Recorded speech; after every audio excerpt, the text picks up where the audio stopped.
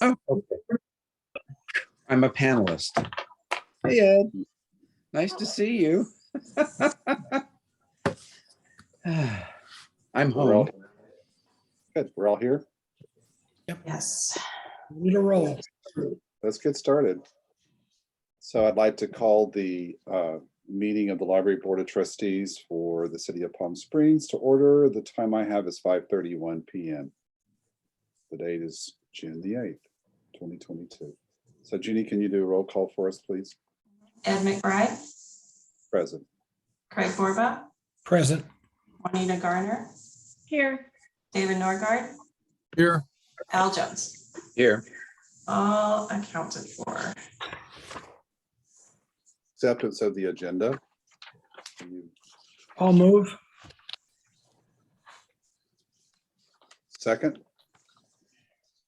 Second. Roll call, please. Okay, Ed McBride, Yes. Craig Borba, Yes. Juanita Garner, Yes. David Norgard, Yes. Al Jones. Yes.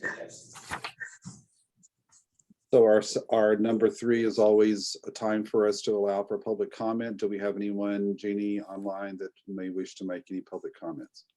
So we've got Bill Wiley here with the foundation. He says he's here for the foundation business. And then David Sidley, I see in the audience, and I believe he's going to give his report. And then we have another guest who usually doesn't speak. But David Sidley, if you want to do anything right now, raise your hand, or I'll just promote you. I'm just going to promote David Sidley through. But otherwise, no. Okay. All right, thank you. Our consent agenda, can I have a motion to accept? I'll move. A second, please. Second. Roll call, please. Ed McBride, Yes. Craig Borba, Yes. Juanita Garner, Yes. David Norgard, Yes. Al Jones. Yes. Moving along. Agenda item number 5 is our administrative reports. Jeannie, are you going to do the Friends? Julie maybe wants to. Yeah, the Friends are, stall. There's Julie. Go ahead if you want to. If you want. Sure. Actually, there's not really too much to report. The Friends are busy recruiting volunteers to help us during summer reading, but they were dark for the month last month, so they did not meet. They will be meeting next. This month, next week. That's what I want to say. And I believe that's when they will do their officer elections at the time. And they have possibly some new board members to add. I'm not sure where they are on those. But other than that, there's not too much more to share about the Friends.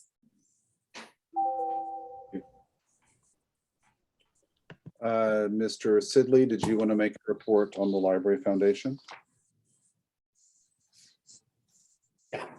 I just would like to say that we are continuing to recruit new members and working hard on our strategic plan. And I'd also like to publicly thank Ed McBride for his contributions and hard work on the board. You may or may not know that he has resigned his position, and we're very sorry to see him go. Thank you. Thank you.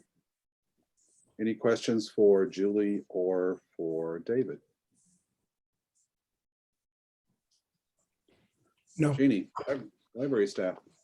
Okay, summer reading has begun, and our theme this year is Read Beyond the Beaten Path. So we're taking a camping and exploration theme for decorating and all of our artwork and whatnot. The program runs June 6th through July 16th. This is our first week. We had our first show today. We actually had 2 programs today. We had a film also for the adults.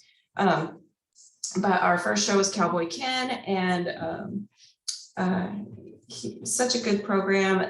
The attendees really participated. I could hear them singing and participate. I mean, I was out for part of it, but then I had to come and do my job too. So I could hear them, and it was just a real joy. and delight to hear that again after 2 years. We haven't had any programs really like this in the library for 2 years. And so it just warmed my heart to hear children cheering and laughing and clapping along and having a good time. Our grand finale program is July 20th at 10:30 a.m. And I would love for the trustees to come. Anybody can come, but trustees, friends, foundation, we'd love for you all to come and help us give away prizes. And every week, you should participate in summer reading too, because every week adults get a voucher for the Friends book sale. And you, if you meet your reading goals, you earn tickets to win grand prizes. Thank you to the Friends of the Library for sponsoring summer reading, along with other local merchants. I know Ed's business has donated. We've got some lots of donations from our local merchants. So thank you to all of them. And the Friends sponsored the bulk of it with buying the books and the rewards and the bags and whatnot. So children and teens, every week you come to the library, you get a free book. And it's grade level specific. It's a brand new paperback book from Scholastic. And then adults get a voucher for the Friends book sale. So today is day 3 of summer reading, and we've had 192 people sign up. Wow. We've had 118 people check in and get their free books. So we're very happy about that. Just a reminder, we are closed on June 20th in celebration of Juneteenth, and then we will be closed on July 4th for Independence Day. I gave you an update last month about our Zip Books program, and our $10,000 grant is almost finished. We have about $800 left, and the program ends June 30th. So if there are items you want us to order for you, out to us, go to our website, pslibrary.org, or come to the library, or go on, just reach out. We can help you find the information. I did participate in the City Council study session this afternoon. They were talking about the budget and Measure J and other funds. But no action was taken because it was a study session, but general consensus was that the council did express an interest in establishing annual funding from Measure J to save up for the library renovation. So I was very pleased to hear that information. Ed had pointed out in his public comment about the asterisk next to our line item for library funding. And it said, if state grant funding is awarded. But there were questions about that and clarification that the city could fund this project without the asterisk. So if we didn't get our grant, there's still a commitment and direction from council that they want to go ahead and proceed with this library renovation because it's time. So I was very happy to hear that, and lots of good feedback. So again, nothing set in stone. They meet on June 16th and then June 30th and to discuss the budget and do the adoption of the budget. So if you need to provide input for them, you are welcome to do that. And then Julie. Janie, could I ask a question before you go on? Yes, please. I'm curious, when you say the city council, I'm not earmark, I don't know what the right word is. Is this money from Measure J or is this money outside of Measure J? And did they set it as, how much are they setting aside for how long a period? They were really talking about Measure J. Okay. And they did not set an amount, but there was talk about 4 million. So Per what? Per year? per year. Per year, okay. Um, Were there any representatives from Measure J there to hear that? It was discussion? a joint study session with Measure J, with the Measure J Commission and the City Okay. Council. So all of the commissioners were there. And So they're aware then, Measure J commissioners are aware that there is an interest in the city of funding, identifying Measure J funds specifically for the library. yes. I think that's important because I was getting the kind of a different maybe sense. I just wanted to reiterate that for the public record. And Well, I'll we're also, We're Oh, go rocking ahead. this because the agenda pretty much led us to believe that if we didn't get the state grant, they weren't going to give us anything. So that's Right. why I sent the letter over to city council and to the mayor, asking for clarification on that, which Yeah. was totally a reversal of what I had heard the last few meetings with Measure J. So this is prayers answered. I hope it continues in that direction. I did Right. have a follow-up conversation with Mayor Milton about it, telling her just how concerned we are that this keeps sliding back when it should be sliding forward. So I'm sorry, Gina, I didn't mean to talk over you, excuse me. No, that's fine. Yeah. I don't know if I had anything else on that. Julie, do you have any other information or events you want to highlight or share about coming up? Yeah, well, I mean, we have a lot of great summer reading events coming up. We have one every week and the schedule is out. So I do invite everyone to come out once a week on Wednesday afternoons. All are free to attend. You don't have to register except for our painting program that is going to be led by a local plein air artist. And so we have limited the number of people that can attend that just to manage the room and the activity. But all that will attend will get a canvas and brushes, and they'll get instruction how to paint nature. So that should be super fun. And that's in July, but sign up is available now online. So if you want to attend that program, we're just asking that you sign up in advance. Otherwise, we have an author next week talking about windmills and the backstories about those. We have a lecture about astronomy. We have members from the Sierra Club talking about how to troubleshoot your hikes. Lots of great things coming up. So I'm hoping that people, yes, Juanita, you have our flyer, yay. So yeah, so lots of things coming up. So we even have a trivia battle coming up on a Saturday towards the last day of summer reading, actually. So lots of great things. Oh, one more thing, can I mention? We do have some great exhibits going on in the library. We have a Juneteenth display up, as well as a Pride display. And then we are hosting the LGBTQ History and Archives timeline exhibit that was on display at the Wellwood during Pride. But we are hosting it here, or at least the timeline portion of it, in the library through this month. So if you get a chance to come and see any of those displays or exhibits, please come on down. I have a question for Jeannie. Jeannie, the program that we're down to $800, did the staff and administration like that program? Love it. Yeah, we just started it in April or May, really kicking off in May, I'm sure. But we really like the program. I think we're up to 400 books that we purchased, something like that. And the community loves it. So it's a great way to help find those things that we don't necessarily would buy for the public, but there's an interest, so somebody wants it. And so it helps us fill in those gaps where we might not find the most detailed book that you might want on a topic, but now we can add it. So we like the program. We're definitely interested in doing it again next year, and maybe even exploring setting aside of some money to do our own in-house Zip Books program.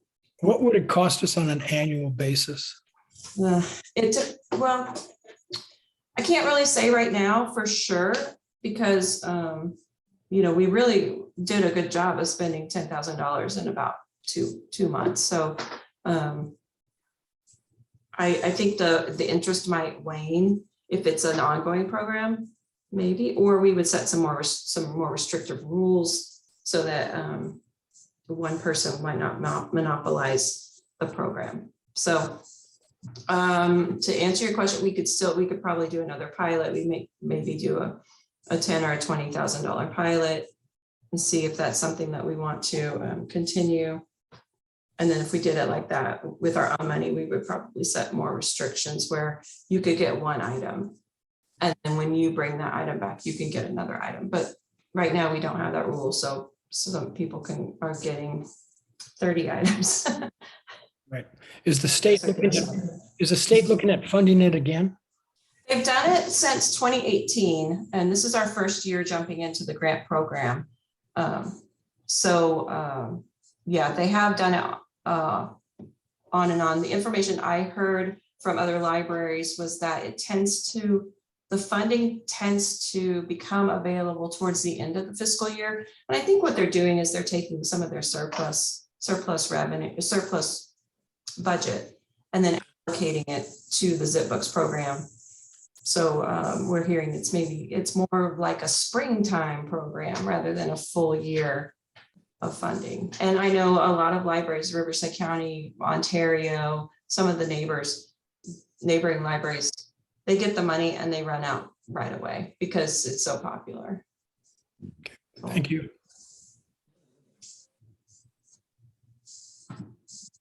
So I'll think about that as far as, maybe asking the trust fund or the Friends for some money for that. Right now, we want to complete this process and see, how we've got to finish it, because ordering the books and having them shipped to the people's houses is great. But when those books come back to us, we've got to process them and get them added to the collection. And there may be a giant backlog. And so we might want to take a breather on that until we can get caught up. Okay, thank you. And that's my report. Any questions for Jeannie about her report? Thank you. Our next item is item number 6, the treasurer's report. Yes, you have on page 8, actually, the handout. There's really no change much from the last month. On May 1st, we were at 1 million, in May, the last meeting, we were at 1.867 million. We're currently a balance of 1.866 million. So not really much of a change. The notes receivable got paid down by 2,000. Sorry. I'm sorry about that. Right in the middle of my report. Anyway, hopefully that's the taxi who's agreed to pick me up tomorrow morning at 3:30. At the last meeting, Trustee Borba had asked what the rate of return was for the city. And I think, Jeannie, you were going to investigate that. Did you get an answer to that request?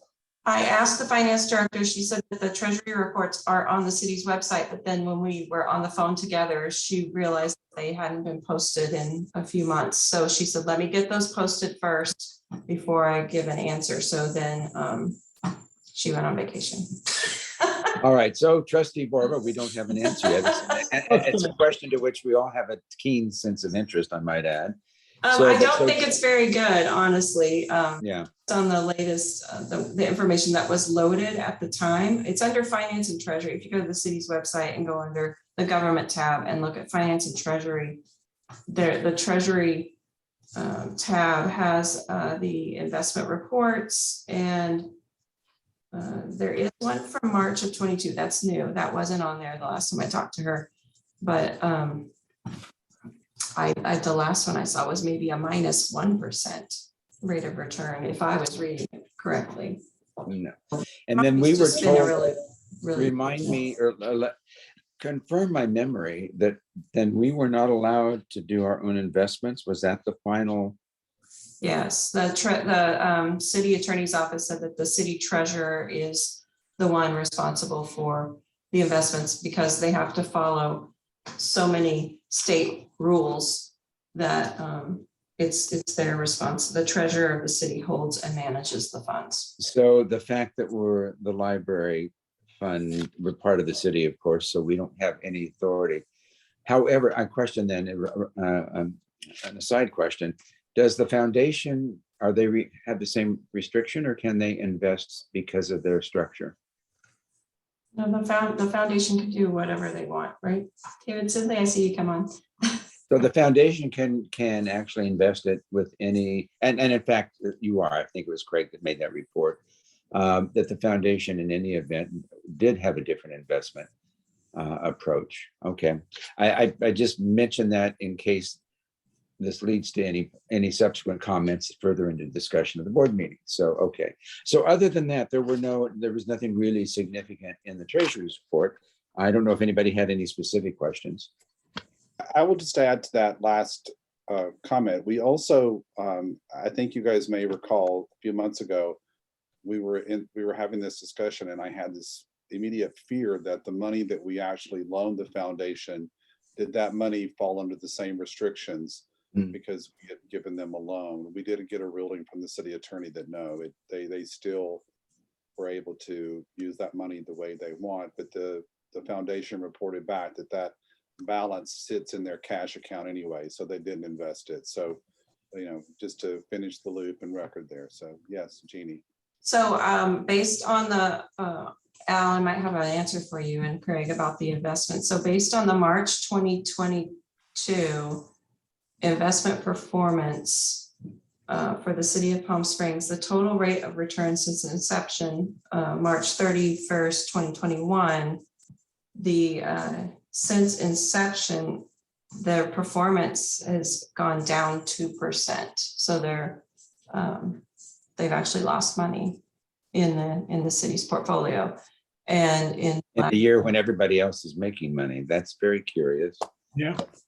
although I do know a lot of people who lost a lot of money in the stock market right now because it's so volatile. But the last 3 months, it was down minus 1.82%. And you can find, like I said, you can find this information on the city's website, and it lists a complete record of all of the items, the investment tools that are being used and their performance and whatnot, line by line. So you can certainly go look at that. And I can email that to you if you need me to. Please do that. Mhm. Okay, that's it for me. Any questions for the treasurer's report? Oh, thank you. Thank you. So our next area, of course, is our discussion and action items. And so the first item I wanted to report that Jeannie has asked the city clerk to give her an update on the fact that my tenure will be up at the end of this month. And the city clerk has asked for me to stay until they're able to identify someone to fill this position, and I have agreed to do that. So you're stuck with me just a little bit longer. I don't know how long, but I'll be around for a little while longer. However, it is time to elect officers. And so I'd like to ask Trustee Norgard and Trustee Jones to form the nominating committee and to come back at our next meeting with a slate of officers for a new chair, vice chair, and treasurer, so that we can vote on that. And knowing that, I am short-term, I do not expect, of course, to be chair, but I also would like for the new chair to use me as best as possible. So, if I can help Trustee Norgard with bylaws, or if I can help with other things that use my history and my knowledge, I hope that you guys will do that. I just wanted to share that with you. And as David Sidley mentioned, because I anticipated that the new chair will want to select those that are going to be around a little bit longer to fill the position of the foundation board in particular, in addition to Al or whoever. So the new chair will have the option to name 2 new people. So I took that opportunity and let the foundation know that I had thought about applying for a foundation position after my term was up.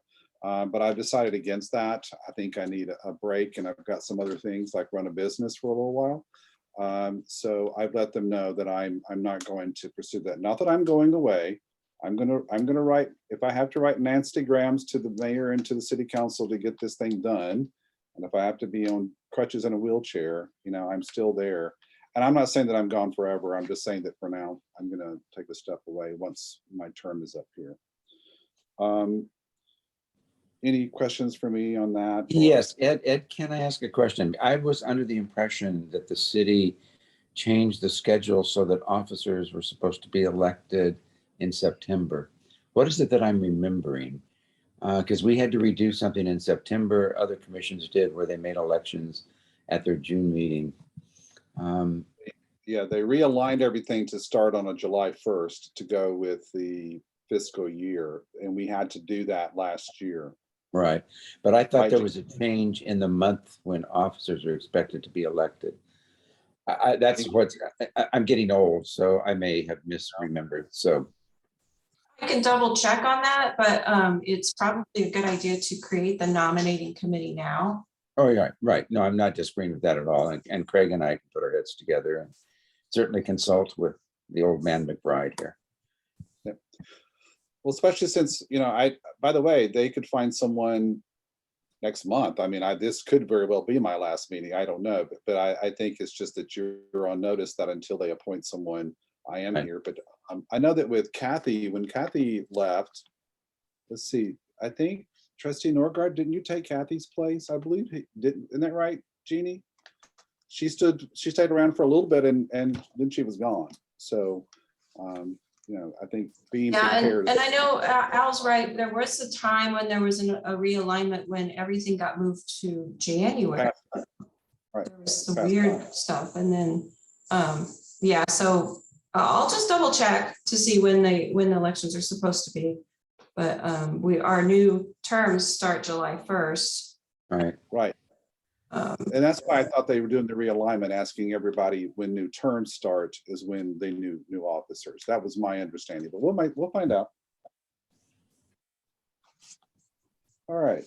And if Ed's gone, you're gonna need a chair at some point real soon. We'll see.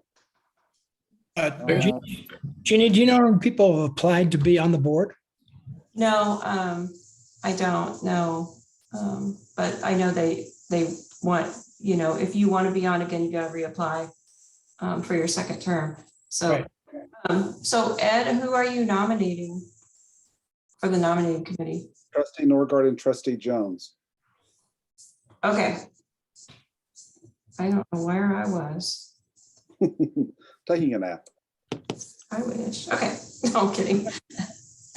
So our next item, Jeannie, was to work on a 10-minute presentation outline for the joint city council boards and commission meeting, correct? Yeah, so the city is asking for a brief is the key word, brief presentations from commissions discussing first 5 minutes on what you've accomplished and 5 minutes on what your goals are for the next year. And it could be simple. It doesn't have to be 10 minutes.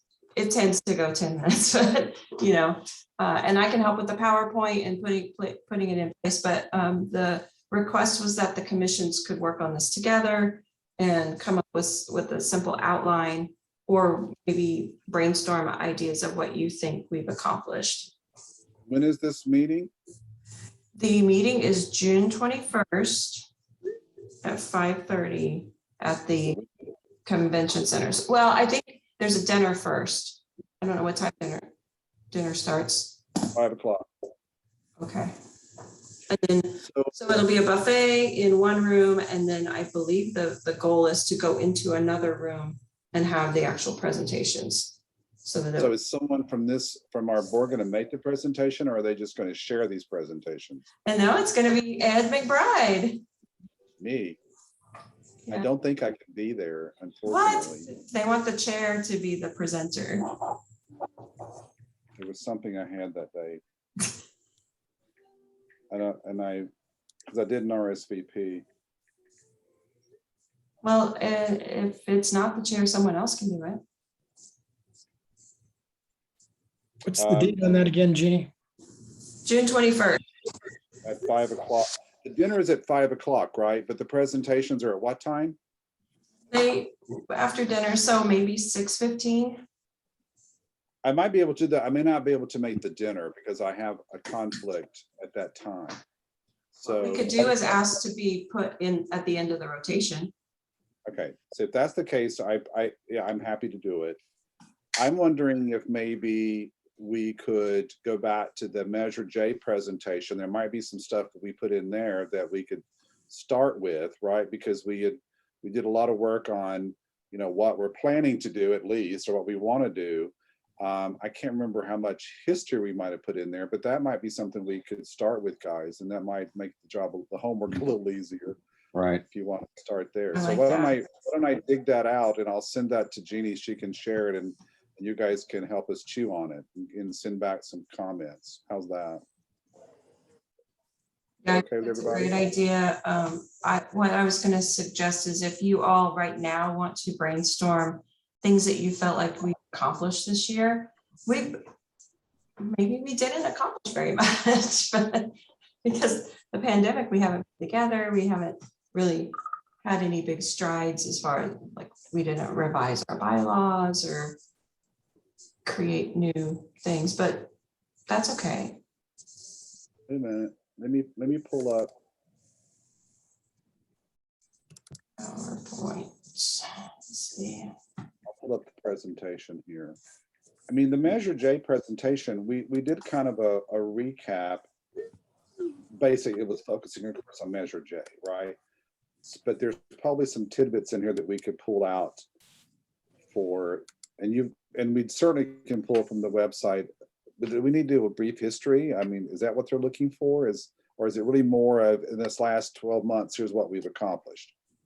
Really just kind of a, here's, yeah, in 12 months, here's what we've done, here's what we hope to do next year, and hope to do is, could be, rather than turning it into a complaint or a gripe session, the aspirations and goals of what you want to do could be the place where if you feel like maybe there's not as much communication, maybe that's the place where you say in the coming year, we hope to work more closely with city council or whatever, Measure J,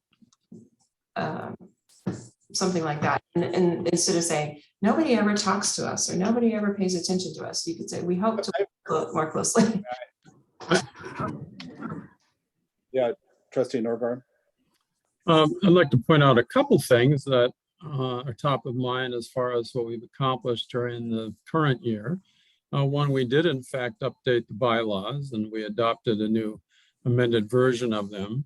And secondly, at least to my mind, as a first-year member of the board, it seems to me that one of the things we accomplished was building greater rapport and a stronger relationship between the Board of Trustees, the Friends, and the Foundation. That's no small thing, particularly considering what we're contemplating going forward.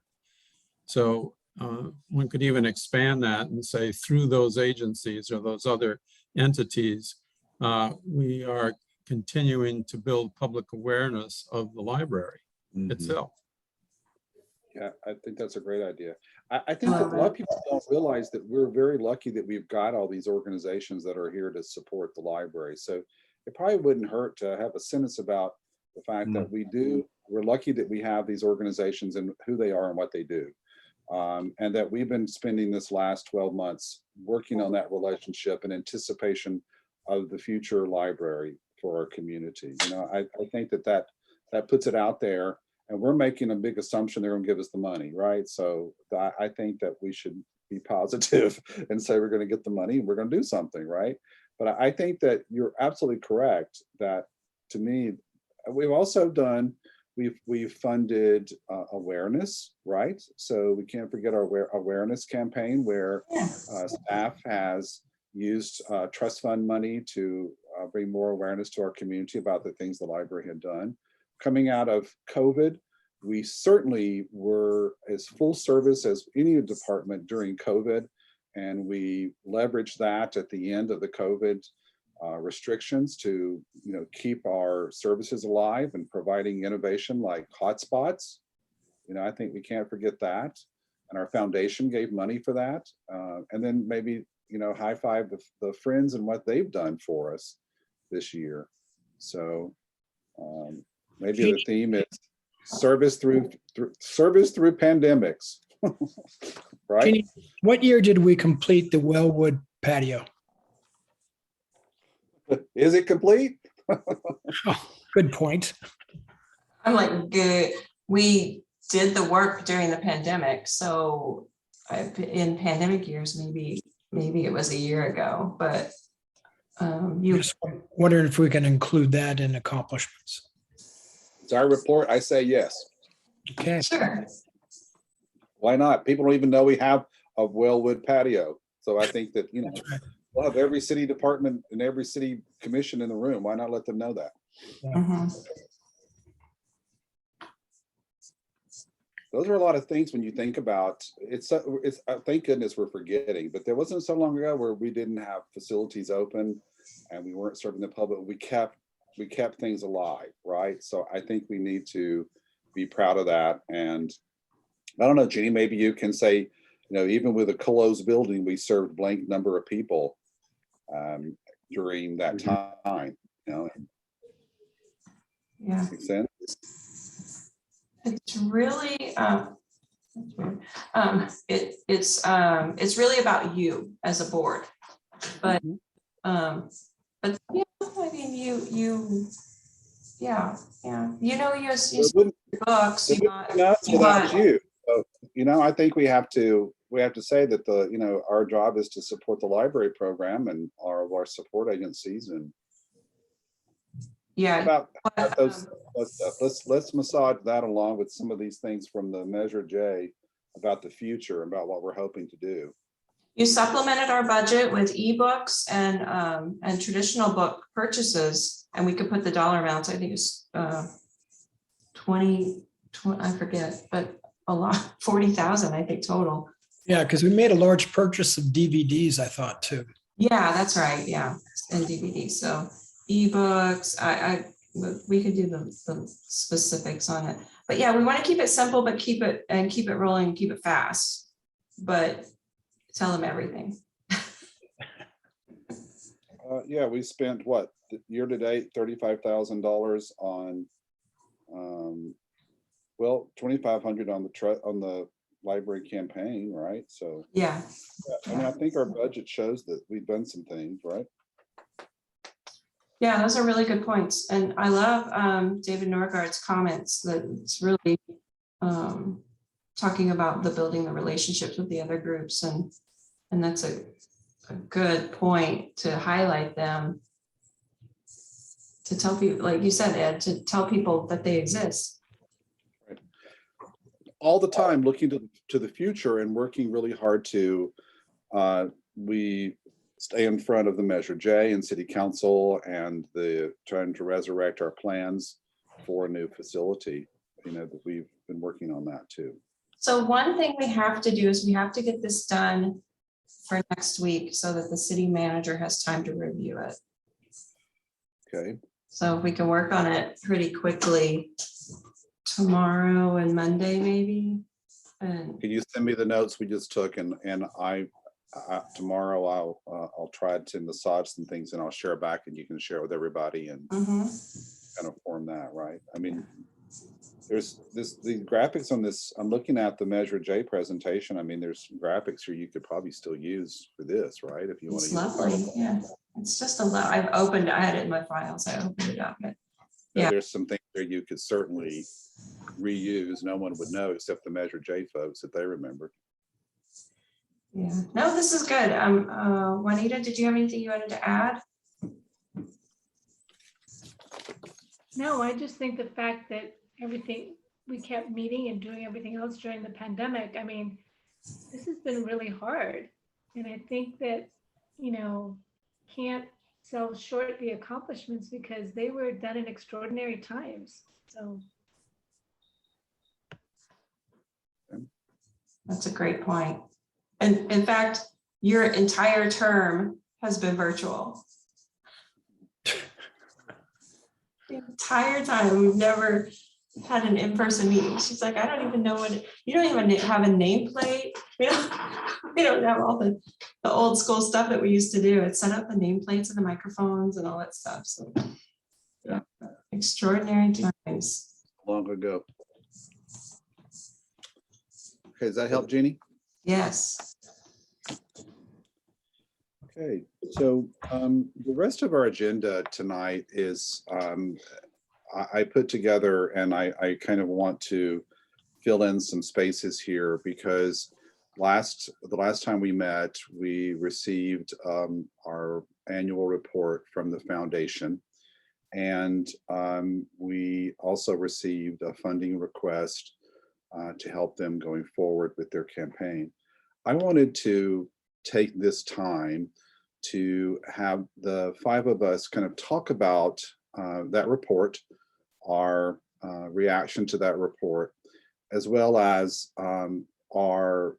as Trustee Norgard just mentioned before me, he got ahead of me, was that we've been working on this relationship with the Friends and the Foundation. And I think that I'd like for us to, talk about and get on the same page about our commitment to the foundation. And especially in light of the news every time it changes about the future of the facility, and how we don't know how soon we might be in a situation where we have to raise money for a building or a capital campaign. So, and I'll be happy to kick it off, but I want to hear from each of you based on the report that we received. And I don't know if you guys got this. Jeannie sent out today, the foundation did a follow-up to each of us, sent us a letter, thank you, I think addressing what they heard from Trustee Borba on some of his concerns to their request. We'll get to that in a minute if you guys don't mind, but I've been thinking a lot about this because we've worked so hard to rebuild this foundation and to have the Friends and the foundation and the trustees come together as one force. And I keep going back to, and maybe I'm being nostalgic because my time is up, but 6 years ago, I can remember coming on to the Board of Trustees, and I can remember being invited to a foundation meeting when Fred Bell was the chair. And we used to meet out at the conference room at the Air Museum. And we had a lot of people who are no longer, well, maybe so. Sharon Applebaum was there. Harry Courtwright was there. Fred Yount was there. He became the chair. So, and I remember that, and Joel Kinnaman was on the board at that time. So I remember the commitment at that time and the excitement. We just knew that new building was going to round the corner. It was going to be any day now. And there was also the promise of maybe even a relationship with College of the Desert at that point. Of course, having Joel in the room made that conversation seem much more, liable, or reliable, I should say. But I think back to that, and I remember that was the core group that really worked hard to form the foundation. And their vision was to do just what we're thinking about, and that is they wanted to have an organization like other communities, other libraries, that we could ask to do capital campaigns, fundraising, because the Friends just weren't in that position to do that, nor did they want to. And I think they were being very visionary and thinking someday that building or our new building would occur, whether it was COD, whether it was the existing building, where it was downtown. We all went through those discussions and made those decisions some time ago. And I think that things transpired during that time that I don't even know about, and I'm the one who's been around the longest. Some of those situations where there was animosity and there was people having their feelings hurt because they weren't consulted, all that's old and gone as far as I'm concerned. I think that this body created the foundation. It was their idea. It was something that is a necessary thing, and I really do feel like we need to partner with that body in anticipation of the future. It makes just so much sense. And the questions we just had during the financial reports, where I don't think they had the idea at that time that the foundation might be able to take money and leverage that money in ways that they never suspected back when they formed it. Maybe they did, I don't know. But I guess my opinion on this is, with their request aside, and I want to talk about that, I think that having served on the foundation for several years now, I think they need to feel that we are as committed to them as we are to the Friends and we are to the library. And I think that if we have any reservation whatsoever, I think now is the time during this annual report process to highlight that with them, have that discussion with them, and give them the opportunity to answer our questions or address our concerns. So with that, I'm going to stop there and see if I could get the rest of you, if you've thought about this and kind of where you're coming from. So anyone want to go first? I'm willing to go first, or Juanita, please That's go ahead. fine, go ahead. No, go ahead. That's okay. Well, I just, with so many things that happen in the city, that don't happen in the city, actually, is what I meant. Sometimes we start projects, city projects, and then, it's 20 years later when things finally get done. And I really feel like we need to get moving. I'm so tired of just kicking the ball down the road. We keep doing that because it never seems to be the right time to spend some money to improve our library. I mean, my kids went to that library. That library was, needed some help when my children were using the youth room. And, my daughter's on city council now, so that's been a long time. And there was always those talks about, we're going to make this so great and it's going to be so awesome, but it just hasn't happened. And I've been thinking a lot about that. And I've been thinking about how, there are young families right now that are driving to Rancho Mirage Library because it's so nice and it's so wonderful and their programs are so amazing and their youth room is so beautiful.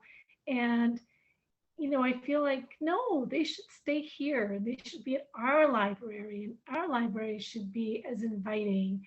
And I know that library staff works really hard, and I appreciate it so much because they do so many wonderful things, but still that building needs our help. And I feel really strongly that if the foundation is committed, if they're motivated and they're ready to go, then we need to support them. We need to say yes, and we need to stand behind them. And I mean, maybe there's a lot more things to talk about budget-wise. Maybe the budget they're asking for isn't exactly perfect, but I think that if they've got that drive and they've got that motivation and they're ready, I for one support them. And that's about it. Thank you. Trustee Norgaard? Thanks, Ed. And given what you just said, Juanita, this may sound like a counterpoint. I don't intend it that way, but I'll go ahead and proceed. As I understand it from our meeting last month, the foundation made its annual report presentation to us, and in connection with that, made a request of $550,000, presumably from the trust fund that we oversee. And overall, one can say that that $550,000 is intended to support capital campaign efforts that they would take on behalf of the library for a new or renovated facility. So that's the premise, right? And let me just say at the outset that I have a strong desire for a new and more beautiful and more varied library facility than we have now, one that can be the envy of the valley and that people want to come here rather than somewhere else. I certainly want that. And I also appreciate the trust and rapport that's already been built between this board and the foundation, not to mention the Friends. Having said that, though, I have two sets of concerns or questions, issues. The one pertains to the permissibility of we as trustees taking the requested action. And the second set of issues pertains to the advisability of doing that. So I'd like to speak to both. First, the permissibility. So the question I pose in this regard is this: are the funds that we ostensibly manage, are they cash reserves, that is to say, controlled by the board that we are, or are they true endowment? My impression is that they are actually a mix of both. If they are substantially endowment, that assumes that there is a donor restriction placed upon at least some, if not all, those funds, which we have a moral and legal obligation to honor. We need to know that before we make any substantial decision about any significant portion of what might very well be endowment. As to the advisability, then there's one other related question in terms of permissibility. I have sat here now a year. I was a new appointee along with Juanita as of July 1st last year. And I've worked on the bylaws, as you know, with Juanita. And with that experience, I am still a little mystified as to the true scope of our authority as a board of trustees. On the one hand, our bylaws and the city resolution clearly state that we do in fact manage those trust funds. On the other hand, we have heard reiterated even tonight that we do not have the authority to make investment decisions and so forth. So which is it? If we have the authority, then we can use it. Perhaps for to honor the request that has been made to us. But if we don't have the authority, then that's an entirely different matter. So now, those are the questions around permissibility. Let me address the issue of advisability. Again, I have admiration and respect for the foundation to the extent that I knew it. The question for me lies in, how well do I know it as a trustee? Is the capacity there to undertake the capital campaign contemplated? I'm not saying it isn't there. I'm just saying that I don't know that it is there. So one might look at past performance, but I don't know that that's really the indicator that's feasible to look at for a fair examination of the question. It would be helpful to see a plan, or at least the broad outline of a contemplated capital campaign. And second, as to timing, there are questions relating to timing. How should the timing of the award, if we make it, be structured? Does the foundation want and need the entire amount up front? Or should the trustees even accede to that sort of request? Would it be not more advisable to agree upon a schedule of incremental payments correlated to the fundraising progress? It would seem to me those questions also need to be considered before we make a final decision about such a major amount of money.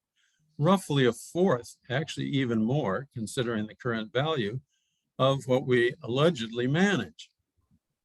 And thirdly, I hate to say this part because I want to be hopeful that this project is going to get underway in our lifetimes and sooner rather than later. But nonetheless, could it be premature until we know we have a pretty serious and solid commitment from other city leaders to proceed? Does it make sense to be launching such an endeavor at this point and paying for it up front? Then finally, as to purposes, I know that both Craig and Al raised some questions about the specifics of what the money would be used for last month. I'll just add on to that one item that I want to draw attention to.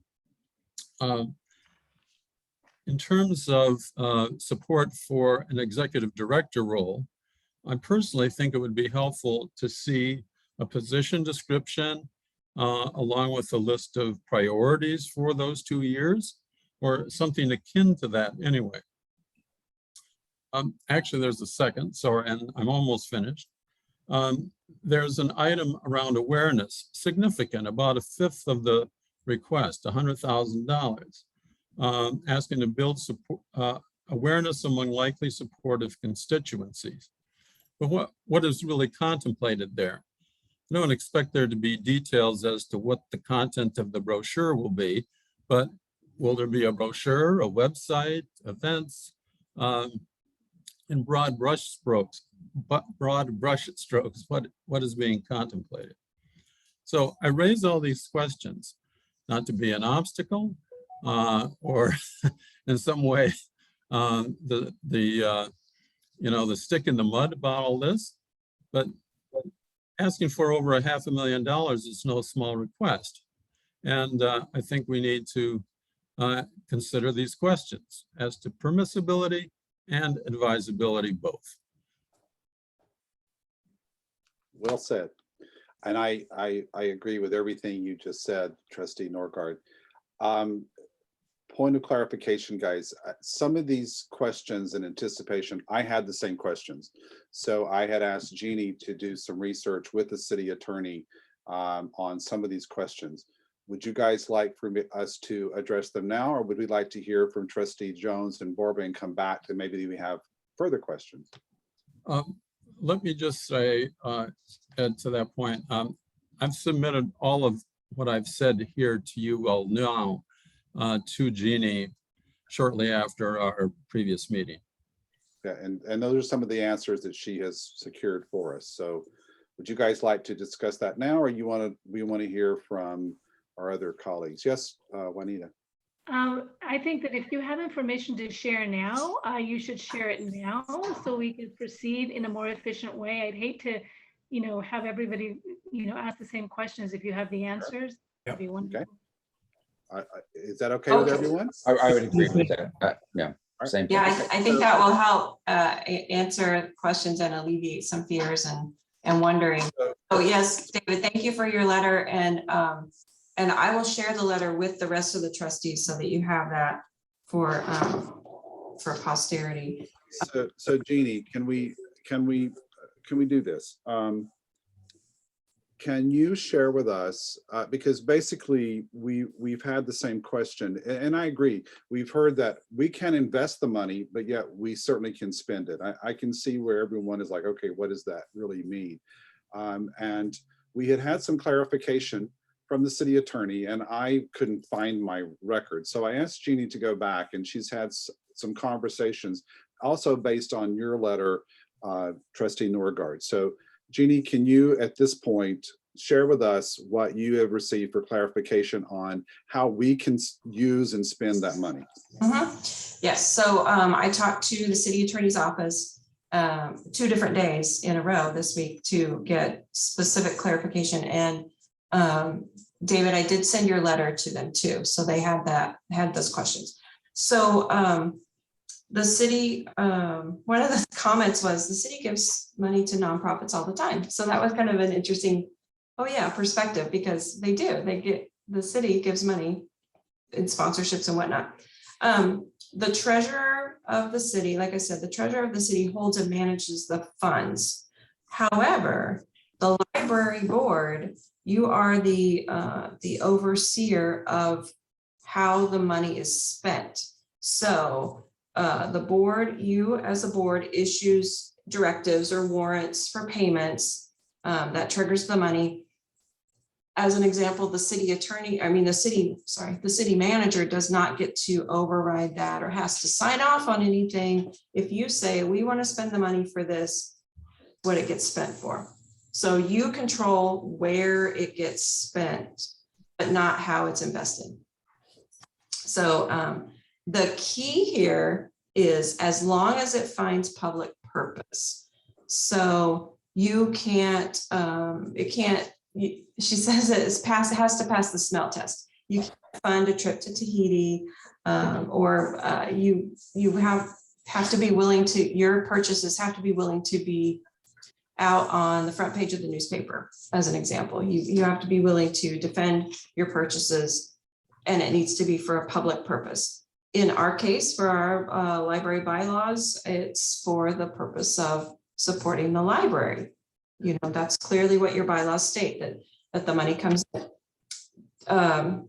Trustee Norgard, to answer your question about where the money came from, and there's only one pot of money that we are completely aware of that has strings attached, and that's the Cropitzer Trust money, about $196,000. They did have strings attached to their donation. Other donations, even some that we've had come in recently, $25,000, no strings attached. So those are donations. They're meant for the purpose and benefit of the library. Now, you as trustees get to be the ones who decide how that benefits the library. The city attorney suggests that you create, let's see if I'm just going to read my notes, that they suggest that you create an MOU with the foundation, like a more structured, that has more structured metrics and expectations of how the money should be used. They do suggest spreading it out over some years.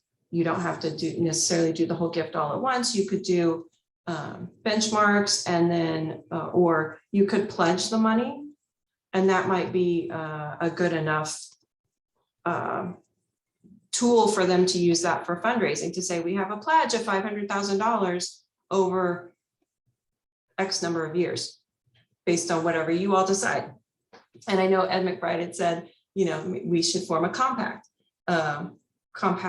with the city, but also now we should do this with the foundation. So they suggest spreading it out. You could fund things as it goes along. You know, you could commit the money and then not necessarily give all the money. It's up to you. Let's see. You could also do a loan again. And you can state in the terms of the loan that it will be forgiven if they meet certain metrics. You could do that. You could do a loan again, just a loan. The goal of giving the foundation money is so that one day the foundation raises enough money that they could start reversing this process and giving the money back to the library and paying for things. So the goal isn't that the money always goes out from us to the foundation, but that it will eventually come back, you know, as, hey, we raised $10 million and here it is. So the goal is to fund or partially fund the library build. And you can spend the money for any purpose for the library. And basically, another note, you should structure the MOU to achieve, hold on just a second, you should structure the MOU to achieve the goal and maintain control of the money. That was the last thing. And then if you do end up, this is not really related to any of your questions, but if you do, if the board acquires property, it does go in the name of the city. So the board would not own the property, the city of Palm Springs would own the property. So I guess answering a future question if that ever came up. Now, So, are there any other questions? so Jeannie, can I maybe jump in there and talk about, let's see, Trustee Norgard, Trustee Gordon, does this answer your question? Do you feel like the city attorney has addressed what you have brought up under your permissibility section? Yes, for me, yes. Okay. And I know you asked the question about, you know, and you used a really good example of the fees that you were asked to approve, even though no input on them. And I think that's partially what the city's hoping to explore with the boards and commissions coming together at this future meeting that we're having June 21st, and looking over the next year, what are the boards and commissions responsible for, and does it make sense? And in the past, the library board of trustees, you were the authoritative board. You were the ones who paid the electric bill and you paid the staff and you really managed the day-to-day operation. But that really switched. I mean, I'm talking like in the 60s, but in the 90s, it switched. And you actually did cite your source on that one for the city's resolution that you managed trust fund, but then that really kind of was all that it there's some gray area, and so definitely some things we could talk about, but doesn't really relate to this specific question about this gift. So can I maybe share with you my experience on the advisability questions? My experience comes from 10 years of working in the city of San Francisco, where we built a new main library, we formed a foundation, and how did that work? All of your points are all valid points and are all things that definitely should be addressed in any kind of transaction of us giving trust fund money to the foundation. So I agree with everything you've highlighted here, but let me share with you how it worked for us. When the city of San Francisco passed a bond measure to build a new building, they said to the library board, we're happy to build brick and mortar. We'll build the building. We're gonna make it a beautiful building. It has to meet city criteria. I don't know if you've ever been to San Francisco, the Civic Center, but down to the point where 2 sides must be Beaux-Arts and 2 sides will be completely modern, right? That was the detail the city got into with the Board of Trustees for the library. They said, however, and we had some trustees who wanted to, have beautiful artwork, wanted to have a state-of-the-art conference room, wanted to have, an archive. They said, that doesn't fall in the scope of the library program that we fund or we've ever funded. If you want that, you're going to have to raise that money yourself. Well, at that time, the Board of Trustees did not have a foundation. They had a friends group, a very wealthy friends group, but there was no way the friends group could go out and do that level of fundraising. So the architect and the Board of Trustees and staff, I sat in many of those meetings, identified those things that the city would not fund. And we had a laundry list. You can only imagine, a very long list. And we formed a foundation.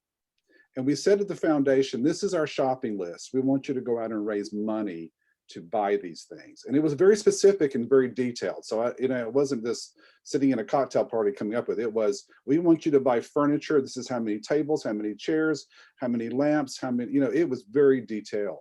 And the architects priced that out. They said, this is an estimate that this line item will probably cost you a couple of $1 million. The foundation created a compact or a memo of understanding or an agreement that said, okay, we're going to sign up for these projects. We can't get all of these, but we're going to sign up to go out and raise money for these particular items. And these kinds of questions were answered. And the Board of Trustees said, okay, as you raise the money and you hit certain criteria, you need to write a check to the city of San Francisco, or they're not going to buy this stuff. And I could, a very funny story, but true. I was in the treasurer's office one day trying to get them to buy us a computer. That was my job. And he got off the phone and he said, well, it looks like the furniture contract has been released, and one of the foundation board members has personally guaranteed that if I will sign the check and pay for it, they will personally guarantee the money will be there. And this was for a contract of over $5 million for chairs and tables. And I said, well, I was like, wow, that's a lot of money, right? It's still a lot of money. And he said, here's the facts. That was facts. And it was signed by Ann Getty. The Gettys personally guaranteed that. I said, wouldn't you love to look up her Visa account and see how much money she's got on her credit limit? But anyway, my point being is that it's been my experience that these are the things that we would establish for any contribution or gift to the Library Foundation, right? And I think this is the things that we've got to work on before we would even get to the point to where we would agree to give money or a pledge to the foundation. And then they have to come back to satisfy our questions around these types of things. So I think it's a negotiation in some ways, but really it's a tool that will be used forever. And it's still used in San Francisco to this day. Whenever the city library needs something that is a foundation level, they pull that agreement out and they just update the projects and they update the values, right? So I've always said that, and by the way, I had a conversation about this very same thing with Dr. Reddy before he left as the city manager. And he and I both agreed that that was something that the foundation needed to work on so that, and this was more around naming rights, because that's going to come up next too. People are going to give us money and name a wall or name a building or name something, right? So that's also part of this agreement. And the foundation has secured the document that was used by the Plaza fundraising, because they also needed to rename some things. They want to sell some naming opportunities that we can then use, or they can use to help raise money around naming opportunities. I don't know if I'm answering your questions, and I don't mean to keep on going. I just wanted to share with you, that's been my experience, and what I would recommend this body do is to focus on what does the contractual agreement look like between the trustees and the money and the foundation and the obligations that we would want. I strongly suggest that it be a scheduled amount of money, not all at once, but tied to projects and measurements and deliverables. That's very common, and it should be expected. What fundraising wants is they want to be able to go to a member of the community and say, the Board of Trustees have pledged $500,000.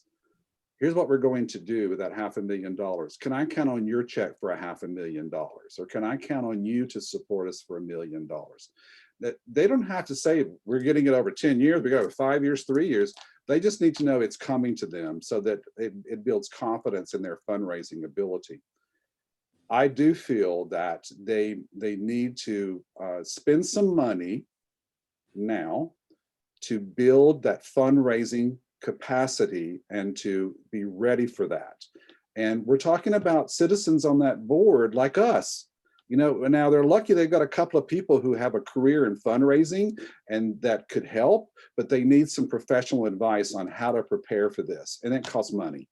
And I think that they're getting near the time where they could use that money to fund that expertise. I'm not saying it's a staff person. I'm saying that there are plenty of people out there that can help build that for their process and make us feel confident that the money is going to be going in the right direction. So I will stop. Does that answer or even address or even create more questions for you in any way?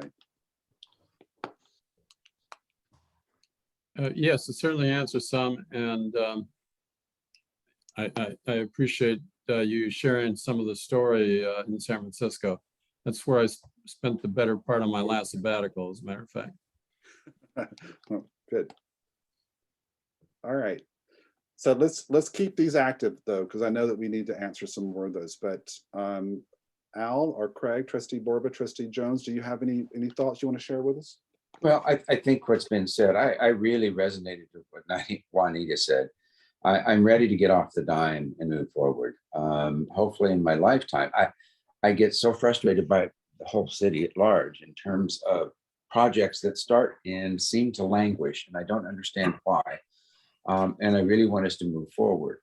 I wanted to ask Jeannie, in terms of what she was sharing, is all of that in writing?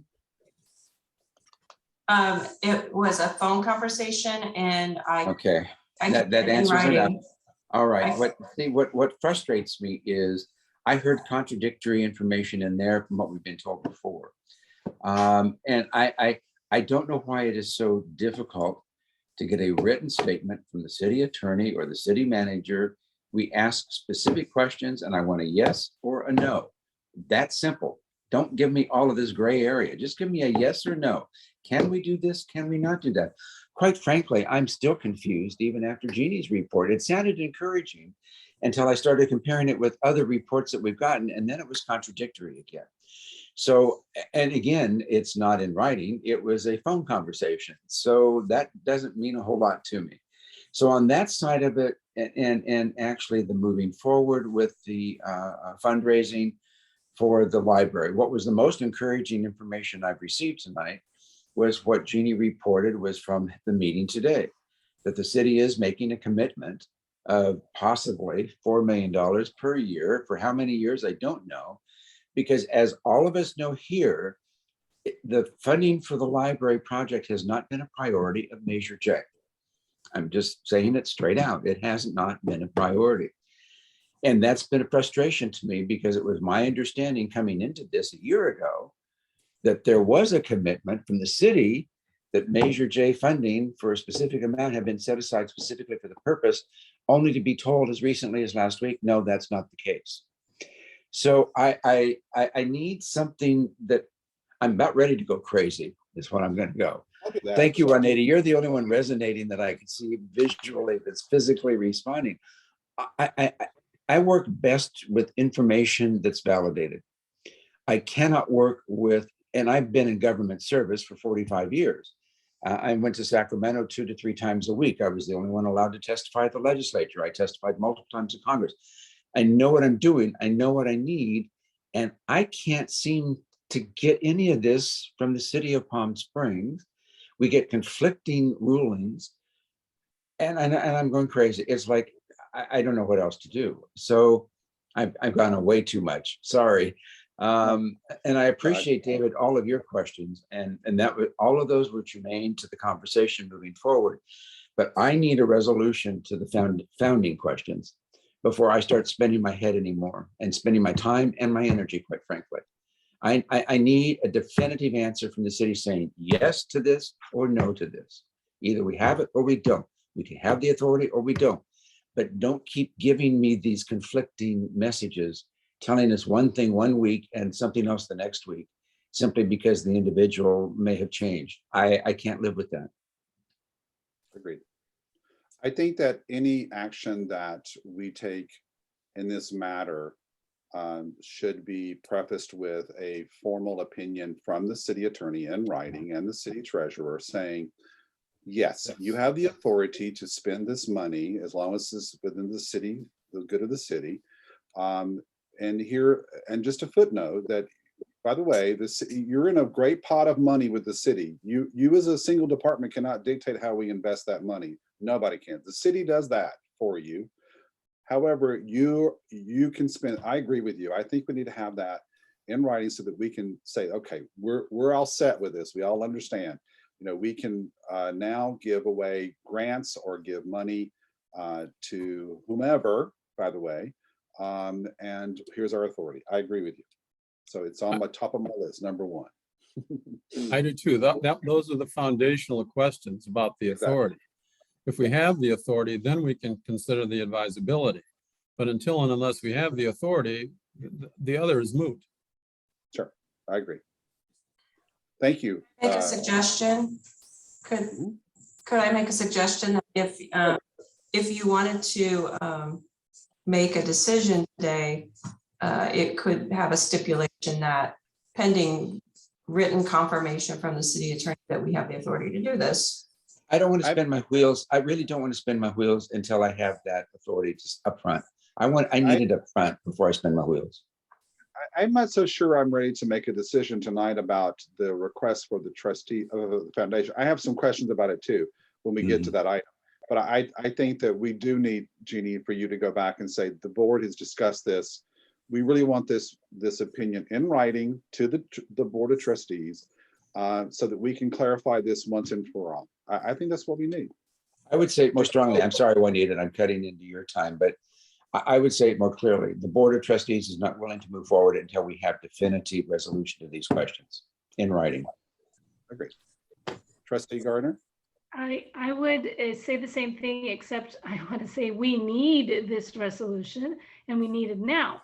I don't want it to go to the city and then languish there. We need it now. This is time sensitive.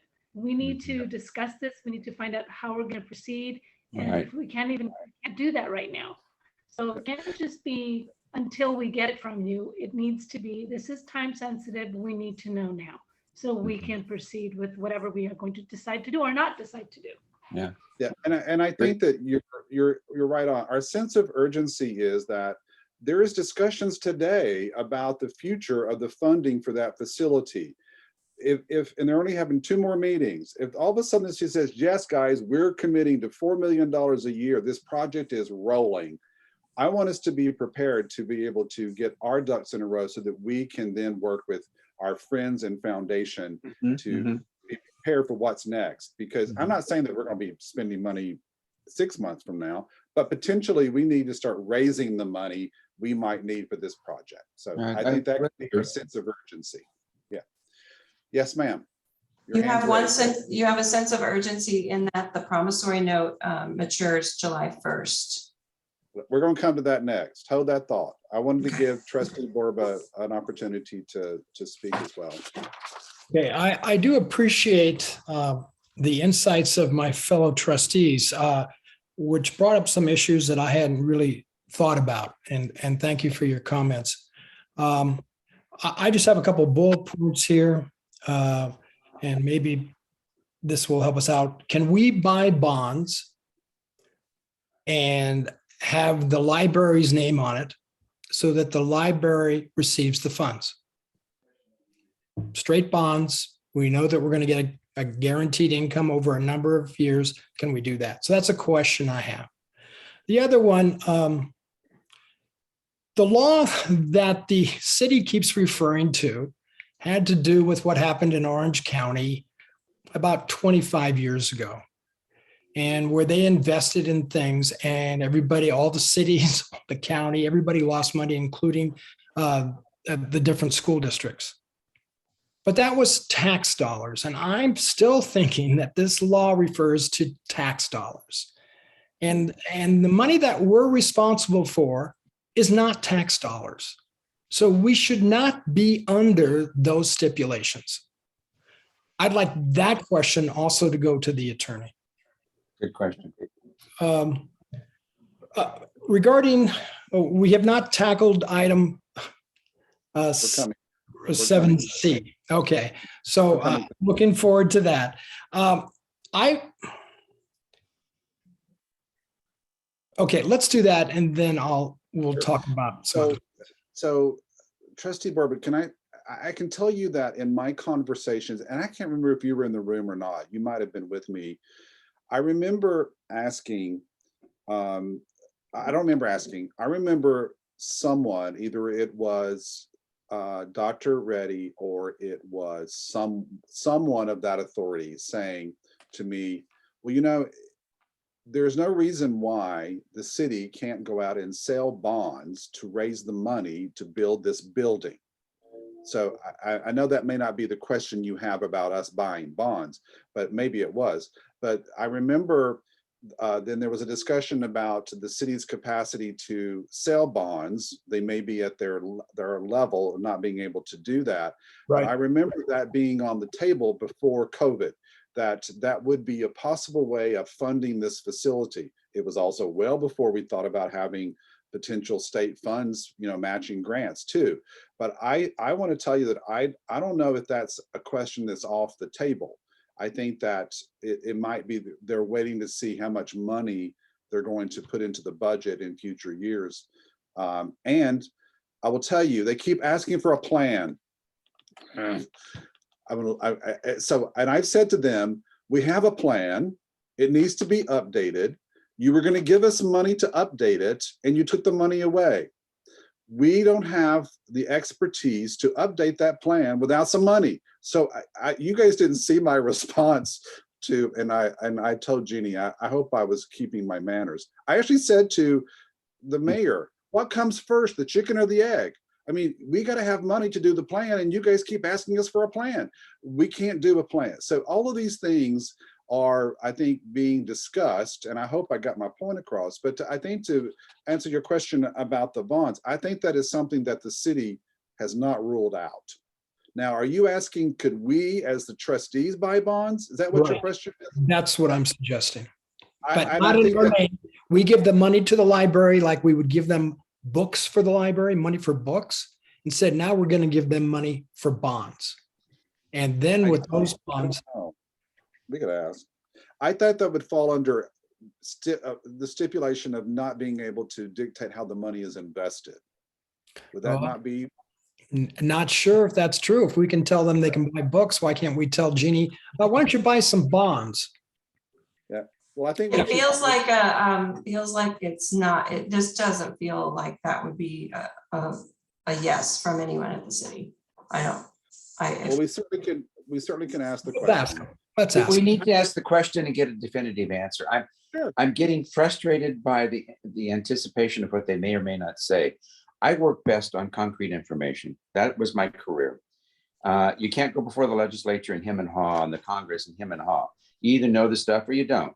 And I'm sorry to be singing the one note samba I'm sounding like. It's just, I need concrete information. I don't want to speculate. It's not a good use of your time and my time. I need to know definitively what the ruling is. That's all. I concur with you. I agree strongly. We all need to know that. Yep.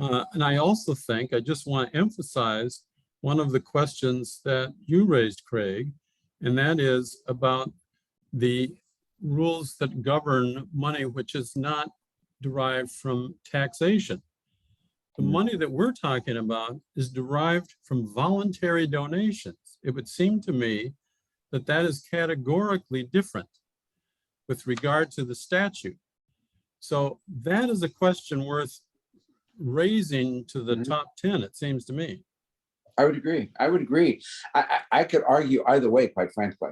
It is part and it isn't part. But I mean, we need, again, a definitive answer that the city will honor. That's right. We're not the city council, but we Yeah. need the answer from them, Sure. them and the manager, I suppose. But Or the city nonetheless, attorney, somebody who's Yeah. willing to go on the hook for it and be responsible for the decision that doesn't get overturned.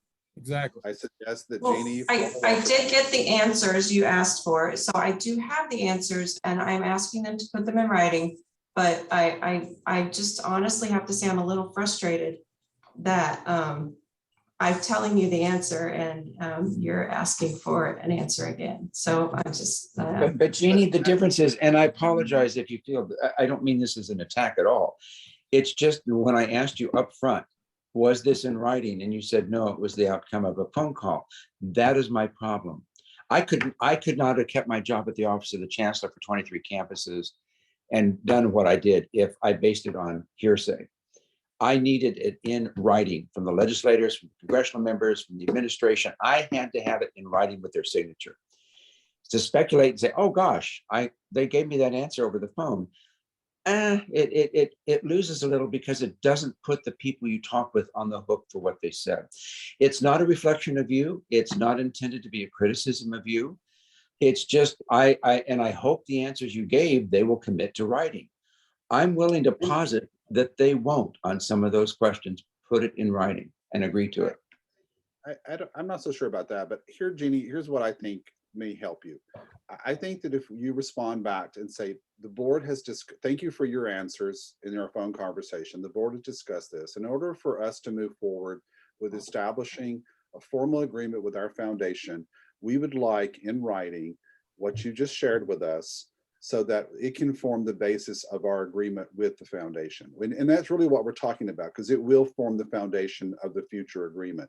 I don't think that's being flippant or snotty back to them. I think it's just saying that we want to have that because there are future trustees who aren't sitting here who will be asking these same questions someday like we are. And let's just get it into our into writing. And I think, and by the way, we have a couple of final questions about our ability to invest. And I think the questions that Craig brought up, Trustee Borba, excuse me, I think are just final clarifications for that. So I don't want you to feel like we're look, are you there, Jeannie? So, don't, please, I mean, you can blame me if you want to, but I think that you're right. You gave us the answers for us to move forward. We just would like to have it summarized so we can move forward, okay? Can we move on to 7C? Is that right, 7C? Are we on 7C? That's correct. I'm sorry. Yeah. I mean, a time check, it's now 7:02. Just thought I'd let you know. Thank you. I have to Jeannie, get up at 3 in the morning to catch a flight to Washington, DC. So I'm having to deal with some of the issues when I get back there anyway, but. So Jeannie, you had asked the question and you shared with us the agreement on us being able to forgive the promissory note. And the answer was? The answer is yes. You can do what you want with that. Okay. So we have our answer to that question tonight, ladies and gentlemen. So I think that we should discuss, are we willing to, at this point, we had a discussion about it, and I think the minutes reflected where trustee Borbo said, he spoke for me when he said, I'm not sure why we didn't forgive it to begin with the last time we renegotiated it. I think that's what you said, trustee Borbo. Yeah. I kind of was at that feeling as well. So how do you guys want to proceed on this? Do you want to have a discussion about it, or would you like to vote on it, or would Let's you just like vote, to? let's just vote on it. We've discussed this ad nauseum. So can I have one of you put forth a motion? You know what? I'll move. I just need a quick question is, in looking at David's report, there's $42,000 and $50,000 in his minutes to us. So I want to know exactly what we're forgiving here, because that discrepancy, Oh, it popped up in physical terms here. He's anxious to respond to you. Before you answer that, David, let me point out, if you look at our financial report tonight, the balance shows $48,000, correct, Jeannie? But I just got it for $2,000, so it should be, I think, 46. David, do you have? $46,000. So David Seeley? our report shows that is now at 48,000 according to the city, which I think Right. is what we should base that on, right? Because that's our records. Right. And we would adjust that accordingly. But does that answer your question, trustee Barber? okay, so Jeannie, we're now at 46,000, correct? Right. Okay. Could So- we ask David Sibley, he's on the line here. What his records show? No, I believe it's 46,000. Okay. And David, you saw where I saw the discrepancy, right? No, I did not. It's on your page, it's on page 19 of your report in our board packet. Okay.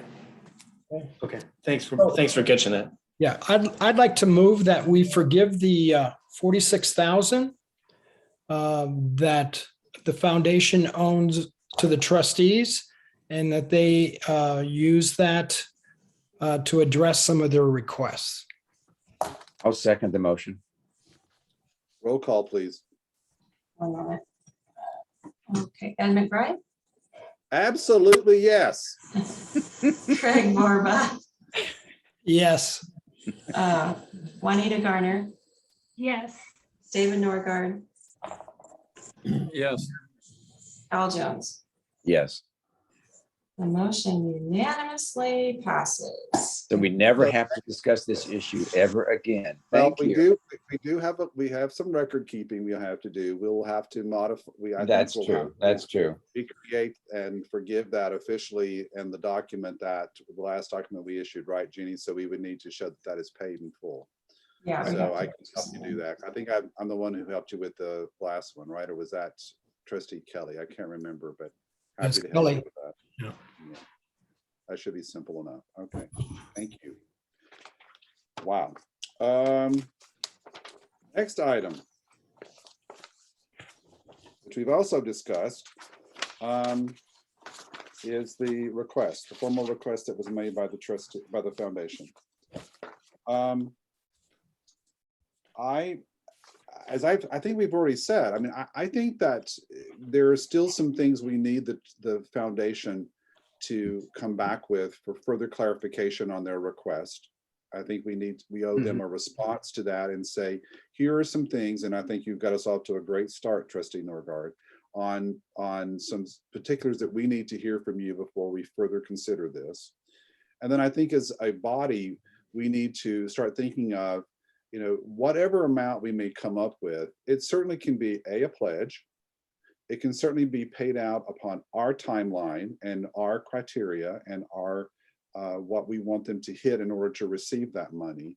But I think that we should proceed with asking some of these questions and asking for more detailed plans on how they would spend the money and where they would spend the money. That's my opinion. So I open it up for anybody else.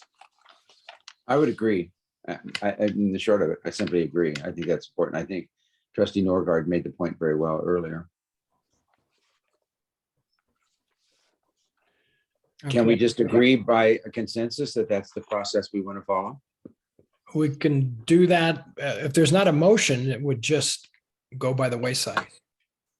But we need a motion? Oh, no, I'm saying if there is no motion, it would just go by the wayside. Oh. Then we need a motion.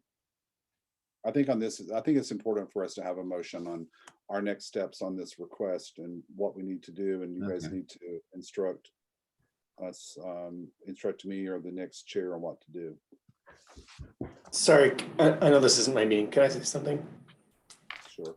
Can you just, if you do a motion, can you do it so that you put your request in writing to the foundation, please? Oh, and I'm sorry, clarification on my part, David, is that what we're talking about here is that the Board of Trustees will instruct Ms. Chair right now on, we need these things answered from the foundation before we can further consider this request. So we will put these things in writing to you and your board and give you a chance to respond back to us formally. I think that's what I think that's quite all right. It just means that we need some more information from you before we can move forward. Oh, for sure. I was just hoping that it wasn't, that we would have to. Oh. That we would get We're it gonna right, that's all. And right, we're gonna give it to you right. And I think from this point forward, as we've said with asking Jeannie to get things in right, I think that we need to have this kind of responses and a formal response so that we can record them in our minutes and we can put them down to start building this, you know, this relationship and what it's going to look like for us to conduct business together. That makes sense. Okay, I'd like to add a request on there if possible, is that on a monthly basis, we receive budget information from the foundation regarding pools of funding expenditures that they've made, so we can stay on top of this. It's a good Sorry, request. I know, can that be a condition of the grant or of the loan if we ever get it? Instead of now? I don't understand your question, David. Well, if you're asking for us to do, and maybe I misunderstood, but if the trustees are asking the foundation for monthly accounting, that should be a condition of the grant, not just randomly, right? Well, I'm not sure about that, David, because we just gave you $48,000, and I want to see, one, what you're going to do with that, how much money you're projecting. I want to see what your track record is going to be as an organization, so I'll know whether I want to put funds into that organization or not. And it's 46,000. Yeah, I'm hoping that at some point, David, we can maybe do some activities that would be matching funds. But I want to make sure that who my partner is and how well my partner is doing. Okay. Okay. Does this require a motion, Ed? We're working up to one. Trustee Gardner, you have a question? No, actually, it was just answered. Thank you. Jeannie. Can I make a suggestion that you all consider scheduling a joint meeting together to maybe brainstorm this and come up with a plan together as a group? Yeah, I think that once we have these questions answered, that might be a very logical. I've said that all along. I think that we need to see who's on the board of the foundation and get to know them, and they need to get to know us as well as a board. So I think that would be a good idea. So once we're ready to make it and I'm assuming our decision will be that we will be giving them money, and maybe the condition of that final step is to have a joint meeting to further brainstorm about how we're going to move forward with this project. As a matter of fact, we may even know that the project is here and it's time. We've got to do that, right? But So Ed, can I ask if that addresses Craig, Trustee Borba's question, though? It was tied in part to the forgiveness of the 46,000 and just the stewardship of those funds. So I sense from Craig, it was a little bit different than where it's going right now. And I won't speak for you. I'll let you do that. Right. But And that's what I meant, Al. So thanks for bringing that up. So it's two parts. We gave away we didn't give away. We forgave. I love that word so much better. We forgave the $46,000. I want to see what happens with that. I also want to see how their fundraising is going. We are not going to be the piggy bank for the foundation. I'm thinking we're going to be the partner with the foundation. And so I want to see how many funds they're raising that justify us investing in other projects that they're doing. And I want to add to that, Trustee Borba, that there are two of us that sit on their board. that sees the financials every month and knows the budget and knows how they're spending money. So we can't forget that we are invested. I think we're investors, if anything, into the foundation. So we can't forget that we are, everything they do, two of us sees it every month. Maybe what we should have been doing in our report back is more of what you're asking for, is that, you know, I went to the board meeting and here's the report that we got from them financially. You know, that could be really more of the whoever represents us, part of their role and making sure we're on top of it. That could be definitely one answer to that. Yeah. Okay. You know, that makes sense to me. Especially now that we've always invested money. They wouldn't be there if it hadn't been for us. I mean, we have to forget, Right. we gave them $100,000. They paid it back. Well, now we're gonna let it go. So I think that, you know, we're vested. We're there. You know, we can only get married next, right? So I think that it's really now more of a, whoever represents them, I will take as long, well, I'm not there anymore, but Al, for example, can come back and say, I attended the meeting as part of of my role here, and here's what we heard, and here's the documents that were shared. So, and I think that part of that compact that we create is that when we start the real investment with whatever pledge we give, as with all donors, we have the right to know how the money is going forward and what it's doing, and is it meeting what we put in the criteria. To me, that's, every foundation has that responsibility, right? I mean, Al, you know that. But you've I- lived in- Jeannie, correct me if I'm wrong. I thought once we give them money, they can do whatever they want with it, and Yeah. I'm not we disagreeing with that. we can't direct. I'm not disagreeing with that. I think you're absolutely correct. What I'm saying is we can ask them for regular financial updates on their capital campaign, where the money is going. Are they meeting what we've stipulated for that? I'm not saying we're dictating it to them. We just want to know how it's going. Right. By the way, we want to know that because we might want to give them more money. You know, we might want to, you know, we might. So I think it's more of keeping us informed on how we've taken trust money and invested it in the foundation. Okay. So we still have a little bit of work to do. So David and Bill, I think that you've heard us, you've been here. I think that you should expect some questions coming forward, certainly ASAP, so that you can be prepared to come back and address some of those questions. But anyway, yes, ma'am. I just want to say to the foundation that, you know, I really look forward to working together, partners. I think that, I mean, that's the whole reason they're a foundation, is to help the library. Their whole purpose is to help us. Yeah. And so they're not our adversary. They're not in competition with us. We're working together. And I just want you to know that I'm grateful that there is a foundation. I'm so glad that things are moving and that they have this enthusiasm to really move things along. So thank you for all of your planning and hard work. And I really look forward to this really being a really wonderful partnership. Thank you. And thank you all Thank- for your continued yeah. support. We're Thank gonna you all get for what your we continued need for it, support. guys. We're gonna get the funding for a new building. We're all gonna have to go to work, right? And start raising money and finding the money there. So yes, Bill. Thank you for the loan forgiveness and echoing what David said, and thank you, Juanita and everybody. The last two meetings for me have been really good because we're starting to, you know, get beyond the handshakes and the smiles, and we're getting down to what are we going to do together. And just big picture,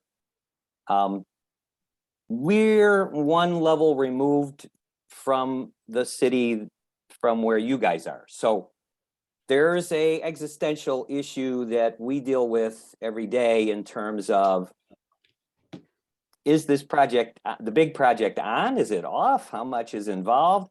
And certainly to answer the idea for a plan for a capital campaign, you know, you'd like to know what the architectural renderings are, what the scope of the work is, how much that you raise, put together, where the money's coming from, how much can we rely on the city, how much are we floating bonds? You know, these are all the questions that would go into a responsible document like that. We know too that in the fourth degree, the donors are sitting out there and they're looking at us and they're saying, where's that document? Where's the commitment from the city? What is the foundation? Who is the foundation? How do they relate to the Friends? You know, so we have lots and lots of those relationship issues, in addition to some of the practical issues that the trustee should look to the foundation for or to the Friends for. So that's my personal opinion. I didn't preview this to David Sidley or anything. That's just what I'm saying from our observation from our board to you guys. And then the other thing it really would help us, David and I think, with the rest of our board membership and our recruiting, is are you looking at the foundation as primarily responsible for the capital campaign? Maybe you need to define Is- capital campaign. You mean I think that the foundation will have a capital campaign of list of items that the city will ask us to go out and find funding for. Now, capital campaign to me does not mean brick and mortar. I think it means the things Okay. that are going in that building.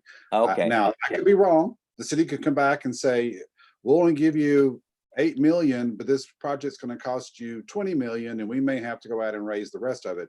I just don't think that's the way it's going to come down. That's my feeling, but I could be wrong. But I don't know if that answers your question. I think that you're going to be on the hook for all the things that we need to put in that building, and the nice things to go in the building. Maybe the basics. It could be the basics, but I think that you will be responsible for that. Does that answer your question? yeah, and that's the consensus, the operating consensus that you all have in terms of your perspective of the foundation's role in this going forward. Now, could we ask the foundation to go out and raise the money to redo the Fry building? Maybe. You know, could in the future we say we want to add a second story to the Wellwood? I hope I'm dead and gone. But you know, yeah, Jeannie, like what? But you know, there could be a time where you may have to, because you're going to have multiple, you know, capital campaigns. This won't be the first one or the last one. So I think that you're going to have opportunities to go out and do capital campaigns. I mean, if you look at other library foundations around the country, they have multiple campaigns going on at the same time sometimes, you know, for different Sure. things. So to answer your question. Okay, thanks. Yeah, thanks. Well, great meeting, everyone. I really appreciate you sticking with us, and I think we've accomplished, I think it's a historical meeting in many ways. And Jeannie, thank you so much for your tireless working. I know you've had 5 jobs, and I really know that you're tired, you're ready to get rid of some of them. But I think that, you know, we do all this for you guys, and I think that we appreciate you going back and asking questions, and you can make us, those horrible trustees keep making me come back and ask you these crazy questions. It's okay with us. But our next meeting will be, I just want to confirm, it's July 13th, right? We did talk about that. the reason we said July 13th versus our regular first week is because it's a holiday. I don't remember. Do we have some travel conflicts? Trustee Norgard? Yes, Yeah, first week. conflict. Yeah. Okay. And we traditionally have been dark in August. Is that correct? Yeah, the whole city is dark in August, and unless there's emergency, but we try to go dark in August Okay. as a city. So July 13th is our date. That's what I have written down, is July 13th. Okay, That'll give you a break on that first week also, so you can go to the tribute concert or enjoy your vacation, the 4th of July week. great, thanks. Did you have any item 8, Ed, trustee staff comments, future agenda items? Do we have any? No.